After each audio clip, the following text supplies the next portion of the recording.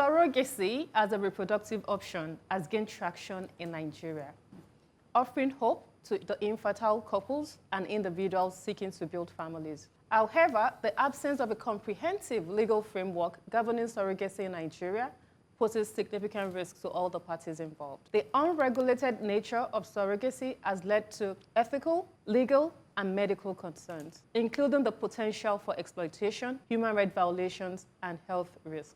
A recent post by Ife of the Diary of a Niger Girl on Instagram underscores the urgent need for regulation to address the implications of unchecked surrogacy practices in Nigeria. The post subtly advocates for the commercialization of surrogacy, encouraging healthy women who may not need surrogacy to consider it. Nigeria currently lacks specific legislation to regulate surrogacy, creating a legal vacuum that exposes participants to significant risks. This has led to serious challenges, including the rise of baby factories, where vulnerable women are exploited to produce children for sale, often under unsafe conditions. In an unregulated system, the commercialization of surrogacy could lead to exploitation of surrogates, where women from low-income backgrounds may be coerced into surrogacy for financial survival, without proper legal protection or informed consent.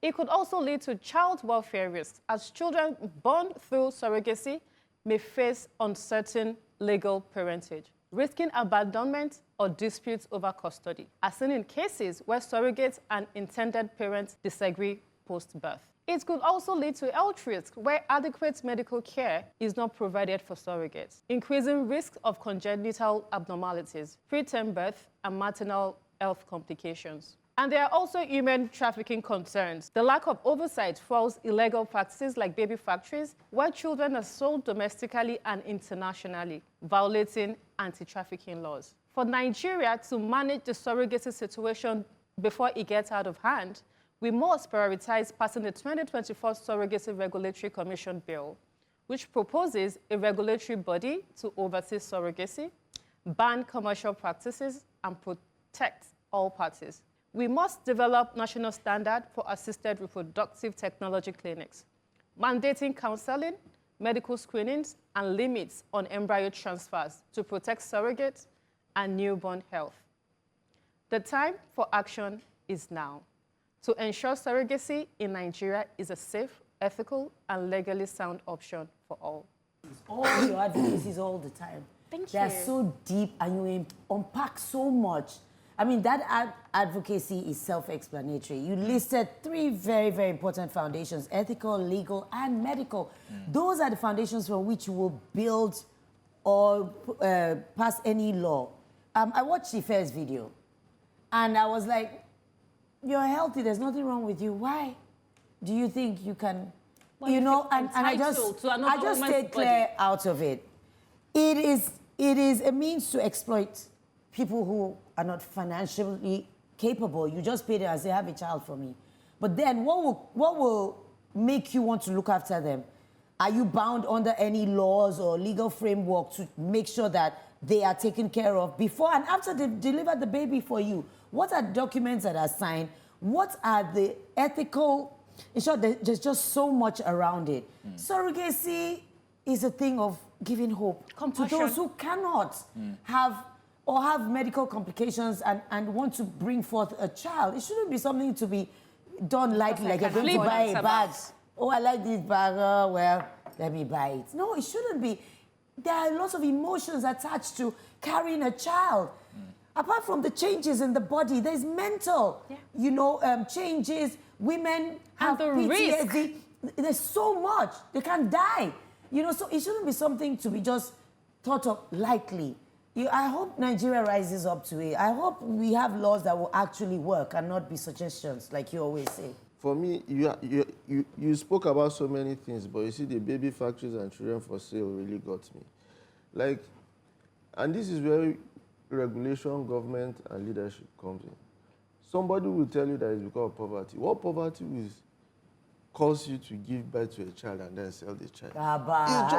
It's not poverty. No, it's to show that human beings will do anything if unchecked. People sell their children. No, but so that's what I'm saying, that with proper regulation and leadership and making sure that, well, you said there's a bill. I hope when it's signed into law, the law will be enforced and that will stop seeing. That's why I said there's just so many parts of it, but it's just heartbreaking that someone will give birth to a child just to sell the child.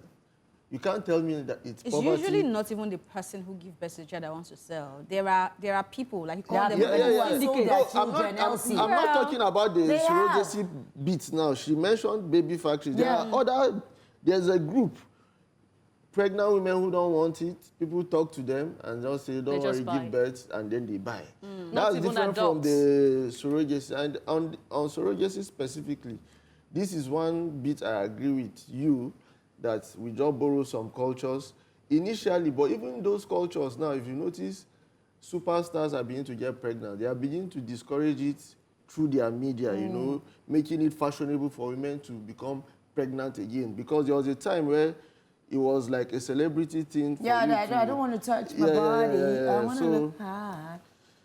You see this era of content and social media that we are in? It has never started the problem that is going to start. You see the social media. You are still coming there. Because I don't understand why Ife had to make that video.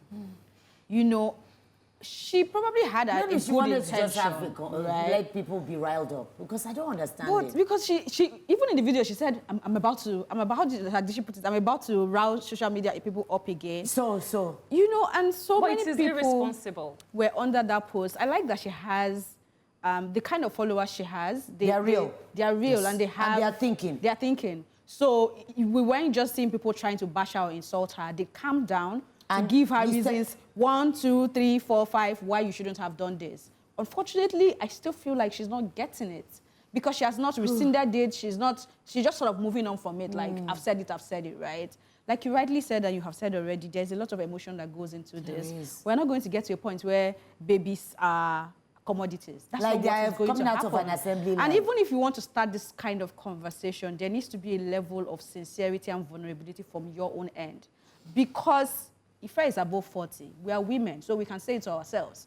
When you're above 40, there is a high-risk pregnancy. It's not, I mean, I tell people, yes, I'm at this age and this is where I'm at, but it doesn't mean that I don't know the advantages and disadvantages of where I am or where my life is. I'm a woman, and we all know. Yeah. So if you come out to say, oh, I think somebody, we don't know if that's true or not, but that's on this one is allegedly saying, oh, she probably tried IVF. We don't know, right? But we know that you're at a point where having a child is not necessarily a walk in the park, right? Even when it happens at that age, most of us call it a miracle. Like, oh, wow, you had it. So if you even want to have that conversation and be at the forefront, have empathy at the back of it, be vulnerable, listen to people, understand that this is a life we are talking about. Yes. The woman, you say, I have the money, I can afford it. Please, how much do you have?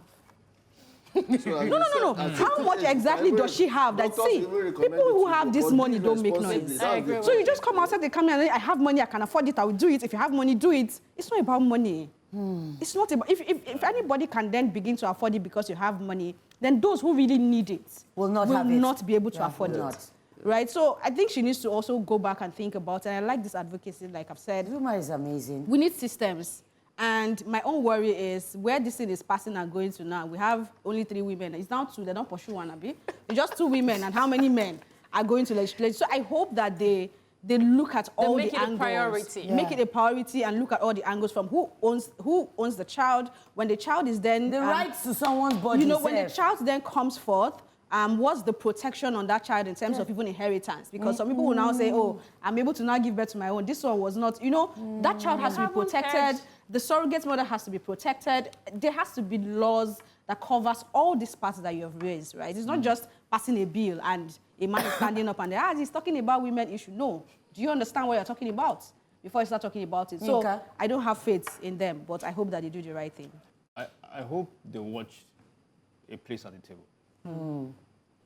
Because the topics that we bring here, they are so well thought of, and they are so important, germane to a lot of things. So, I mean, I'm sitting down here just listening to all of you guys, and I find out that I'm being educated in the process. And I like to think that I'm informed.